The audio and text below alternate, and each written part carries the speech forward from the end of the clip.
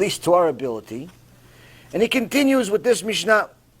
And he says, Al tevakesh gdula le'atzmecha, ve'al tachmod kavod yoter milimudecha aseh, ve'al tachmod kavod yoter milimudecha aseh, ve'al tit'ave לשולחנם של מלכים, ששולחנך גדול משולחנם, וכתרך גדול מכתרם, ונאמן הוא בעל מלאכתך, שישלם לך שכר פעולתך.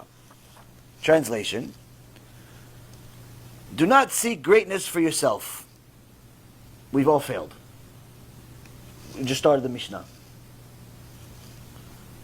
Do not seek greatness for yourself. Do not crave honor. You already read the first two parts of the sentence. You want to start doing tshuva. Let your performance exceed your learning. Amen. Do not lust for the table of kings, for your table is greater than theirs, and your crown is greater than their crown, and your employer is trustworthy to pay you remuneration for your deeds. Who is not guilty of this? All, partial, or double. But this is what we learn. We have to learn what it all means. Why should we not seek greatness? When is it actually allowed to seek greatness? So first and foremost, the Mishnah starts with something that doesn't sound normal to us. In our generation, it simply doesn't sound normal, because today, who is celebrated? The people that are the most arrogant. The most arrogant people on earth are the ones that get the TV show. They get the presidency.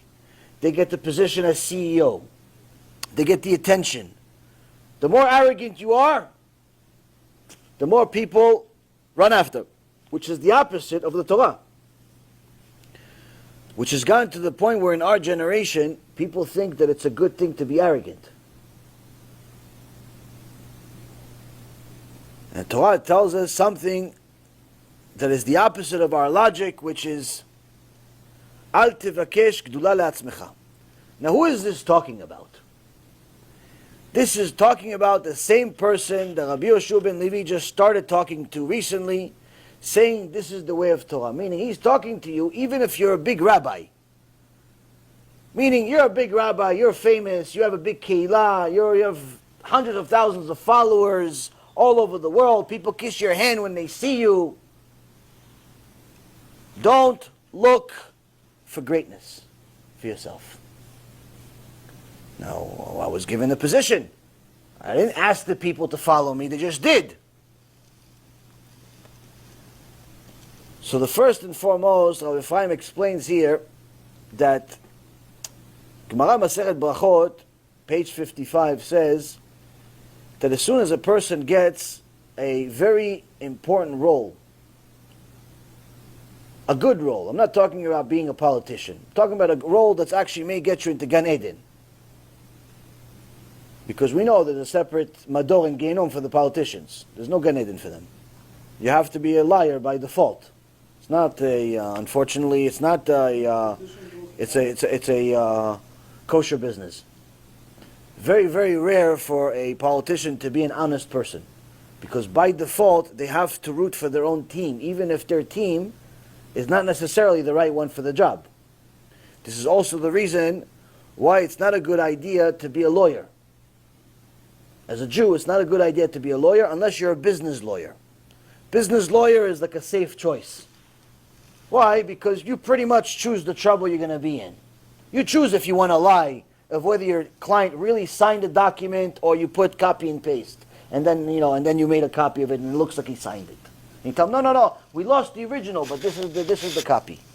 It's a forged signature. You know it, but close the eye. You chose it though. Most business law is relatively simple. Somebody wants to buy a house, somebody wants to buy a business, somebody wants to sell a business, somebody wants to sell a house, sell this, sell that. It's very, very simple. You should be able to have a safe Jewish life as a business lawyer. But if you're a criminal lawyer, by default, you have to defend criminals. And the reality is, many of them are guilty. Many of them are guilty, but you still have to defend them if you want to get paid. Which means that you're going to violate the Torah by lying. You're going to violate the Torah by putting a criminal back on the streets that may kill more people. You're going to put a criminal back on the streets that cheated people.